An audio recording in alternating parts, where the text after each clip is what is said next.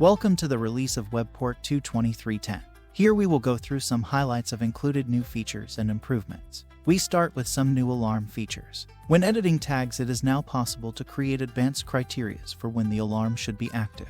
Here are some examples of how this feature can be used. It is possible to reference other tags as well as performing calculations and comparisons. Next, we have the option to link a PDF file to an alarm. In this way, the user can get instructions on what actions to perform if a specific alarm is triggered. It is not always you want the alarm pop-up to be displayed. For that reason, we have now added the option to disable it. This is done through basic alarm settings by unchecking the Show Pop-up option. We have also made improvements to alarm filtering. A user can now store multiple alarm filters to its profile. The filter used as default will also filter the alarm pop-up, the alarm list, as well as which alarms are sent to the user. It is also possible to create links to a pre-filtered alarm list by clicking the Copy Filter URL button.